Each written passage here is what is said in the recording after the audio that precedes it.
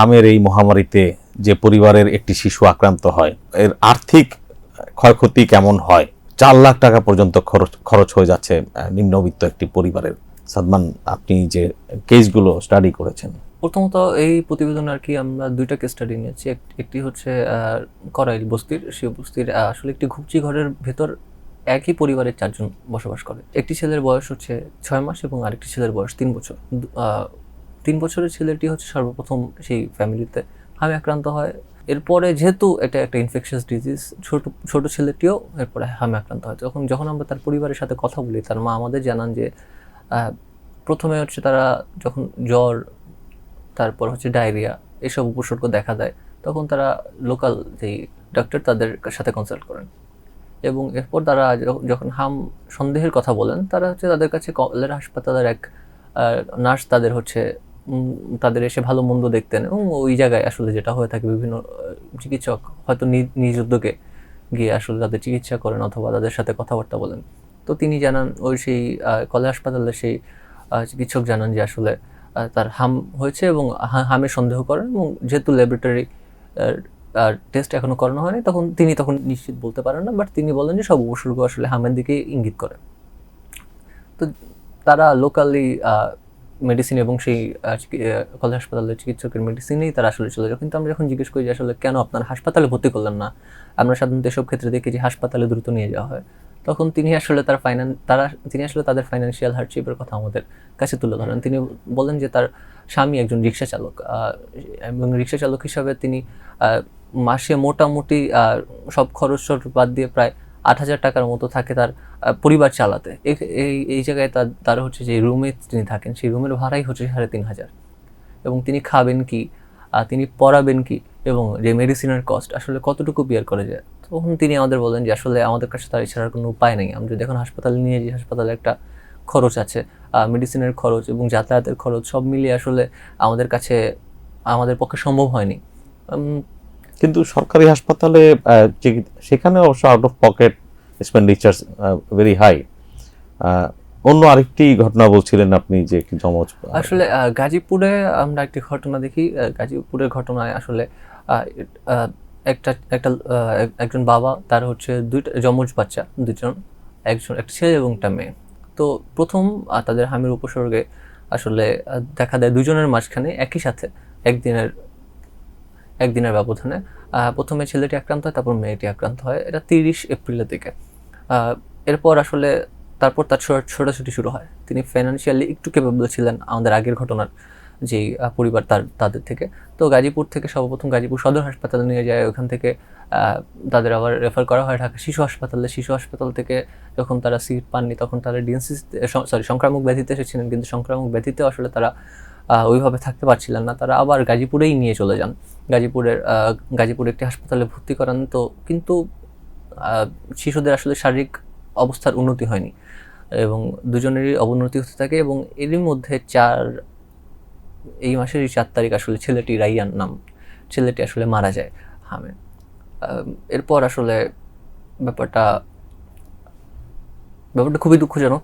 এরপর যে মেয়েটি, সেই মেয়েটির অবস্থা গত কয়েকদিন ধরে উন্নতি হচ্ছে। যখন আমি জিজ্ঞেস করলাম যে আসলে আপনাদের এই টোটালি গত 30 এপ্রিল মানে সন্দেহের পর থেকে হাসপাতাল এবং মেডিসিন বাবদ মোটামুটি কত টাকার মতো আপনাদের উপর কস্ট হয়েছে, আপনারা কতটা কস্ট বিয়ার করেছেন, তখন তিনি আমাকে বললেন যে আমরা তো অ্যাকচুয়ালি কোনো লেজিট হিসাব রাখিনি, আমাদের মানে জাস্ট খরচ করে গিয়েছি, এবং 4-5 লাখ টাকার মতো তাদের খরচ হয়েছে, এবং মনে হয়েছে যে তিনি ধার দেনা করে এই খরচগুলো আসলে চিকিৎসার জন্য এই পরিমাণ টাকা বাংলাদেশে কয় শতাংশ পরিবার ধরেন আমাদের 2025-এ হচ্ছে বিআইডিএস এর একটা রিপোর্ট আছে যে আমাদের এখানে out of the pocket expenditure 73% মতো হয়ে থাকে, মানে যা খরচ করেন এর মাঝখানে 73% out of the pocket expenditure, এবং এর বেশিরভাগই আসলে মেডিসিন কস্ট। আমরা হামে যদি দেখি, হামে আসলে যদি আপনি একটি সরকারি হাসপাতালে ভর্তি করান, হয়তো হাসপাতালে প্রতিদিনের চার্জটা একটু কম খরচ হতে পারে, কিন্তু আসলে যে মেডিসিন অথবা এই যে দৌড়াদৌড়ি এক হাসপাতাল থেকে আরেক হাসপাতালে যাওয়া, তাদের পরিবারের মানুষজনের বিভিন্ন খরচ, থাকার খরচ, এগুলো মোটামুটি মানে ভয়াবহ লেভেলের। হয়ে দাঁড়িয়েছে। আমরা হয়তো চিন্তা করতে পারছি যে মানে আমরা হয়তো চিন্তা করছি আমাদের দিক থেকে, কিন্তু আমরা যখন একটা পরিবারের কথা চিন্তা করবো, যে পরিবার আসলে মাসে তাদের ইনকাম 20,000-ও নেই, প্রায় 10-15,000-এর মতো, তাহলে তাদের ক্ষেত্রে ওই আউট অফ দ্য পকেট এক্সপেন্ডিচারটা আসলে বৃহৎ হয়ে উঠবে। এবং নিশ্চয়ই প্রতি বছর অনেক পরিবার আপনার দারিদ্র্য সীমার নিচে চলে যাচ্ছে। আরেকটি স্টোরি আপনার ডিসকাশনে আমরা শুনতে চাই, যে জলাতঙ্কের টিকা, যেটি কিনা এটিও আরেকটা নতুন ক্রাইসিস হয়ে দাঁড়িয়েছে, যে টিকার স্বল্পতায় একটি ঘটনা উঠে এসছে স্টোরিতে, যে 24 ঘন্টার মধ্যে বোধহয় এই টিকাটি নিতে হয় যদি কুকুর কামড়ালে। রেবিসের ভ্যাকসিনের আসলে শর্টেজ বাংলাদেশে গত 1-1.5 বছর ধরেই আছে। যদিও অনেক সময় আমাদের স্বাস্থ্যমন্ত্রী, আমাদের স্বাস্থ্যের যারা দায়িত্বশীল আছেন, এটা এখন হোক আগে হোক, মন্ত্রী হোক উপদেষ্টা হোক, তারা সবসময় ডিনাই করে এসেছেন। কিছুদিন আগে বিবিসিও সেম ধরনেরই একটা রিপোর্ট করেছিল। আমরা গত 3 দিনের উপর বেস করে আমাদের জেলা প্রতিনিধি অথবা বিভাগীয় যে ব্যুরো, এগুলোর সাহায্য নিয়ে আমরা আসলে একটা প্রতিবেদন করেছি। সেই প্রতিবেদন আসলে দেখা যায় যে মোটামুটি আমরা 19 থেকে 20টা হচ্ছে উপজেলাকে সিলেক্ট করে আসলে কাজটা করেছিলাম। তখন বেশিরভাগ উপজেলাই আসলে রেবিসের ভ্যাকসিনের শর্টেজ।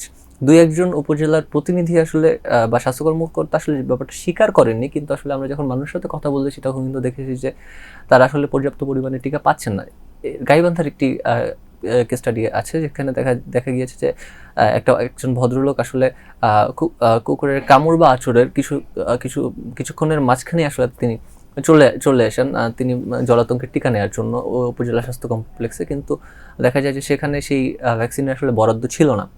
এবং বরাদ্দ না থাকার কারণে বেসরকারিভাবে যখন কিনতে পুরো উপজেলা ঘুরেন অথবা আশেপাশে ঘুরেন, তখন দেখেন কিন্তু কোথাও আসলে এই ভ্যাকসিনটি নেই। মাত্র 500 টাকা দাম। এই 500 টাকা দামের ভ্যাকসিন আসলে না দেওয়ার কারণে কিছুদিন পরেই আসলে তার মৃত্যু ঘটে। এবং এই একই ধরনের চিত্র আমরা আসলে অনেক জায়গায় দেখেছি। অনেকে হয়তো নিজ উদ্যোগে, পারিবারিক উদ্যোগে এক জেলা থেকে আরেক জেলায় গিয়ে ভ্যাকসিন নিয়ে আসার ঘটনাও কিন্তু আমরা শুনেছি প্রতিবেদন করার সময়। তো যদিও কিছুদিন আগে সরকার আসলে কিছু বরাদ্দ দিয়েছে, হ্যাঁ কিছু বরাদ্দ দিয়েছে, কিছু উপজেলা স্বাস্থ্য কর্মকর্তা বলেছেন যে 15,000 টাকার মতো বরাদ্দ পেয়েছেন। এখন যদি একটি ভ্যাকসিন যদি 500 টাকার ভ্যাকসিন হয় আপনার যে 30 ডোজ, তাহলে তাহলে চিন্তাই করতে পারছেন, আসলে বুঝতে পারছেন যে আসলে কতটা অপ্রতুল এটা এক উপজেলায়। এবং আমরা কিন্তু যদি সংক্রামক ব্যাধি হাসপাতালের ডেটা অনুযায়ী দেখি, 2023-24-এ আসলে যতজন মারা গিয়েছে, 2023-24-25 যতজন মারা গিয়েছে, 2026-এর প্রথম 3 মাসে কিন্তু আমরা যদি পার্সেন্টেজ ওয়াইজ পার্সেন্টাইল হিসাব করি, তাহলে কিন্তু এর থেকে অনেক অধিক মৃত্যু হয়েছে জলাতঙ্কে। এটা কিন্তু খুব একটা কনসার্নিং ব্যাপার। আমরা যখন হেলথ এক্সপার্টের সাথে কথা বলি, তিনি বললেন যে আসলে জলাতঙ্কের ফেটালিটি রেট তো আসলে 100% আমরা সবাই জানি, কিন্তু যদি এখন জলাতঙ্কের ভ্যাকসিনগুলো না দেওয়া হয়, তাহলে কিন্তু এটা আসলে যে রোগী আসলে জলাতঙ্কের ভ্যাকসিন থেকে বঞ্চিত হচ্ছে, তাকে কিন্তু একটা ডেথ সেন্টেন্স দেওয়ার মতো ব্যাপার, কারণ তার মৃত্যু অবধারিত। এক্ষেত্রে আমরা বিভিন্ন উপজেলায় কথা বলেছি, বিভিন্ন উপজেলা প্রধান স্বাস্থ্য কর্মকর্তার সাথে কথা বলেছি, এবং অনেক ক্ষেত্রে ইউএনের সাথেও কথা বলেছি আসলে ভ্যাকসিনের শর্টেজ নিয়ে। সবাই কম বেশি ব্যাপারটা স্বীকার করেছেন, হয়তো বলছেন যে আমাদের এখন নাই, আসবে, আমরা এত টাকা বরাদ্দ পেয়েছি। কিন্তু আমরা যখন আবার রিলেটেড অথরিটির সাথে কথা বলেছি, অনেকে নাম প্রকাশ না করা সত্ত্বেও আমাদের প্রতিবেদনটি করার সময় জানিয়েছেন আসলে এই শর্টেজটা আসলে নতুন না, এটা আসলে অনেকদিন ধরেই অব্যাহত আছে।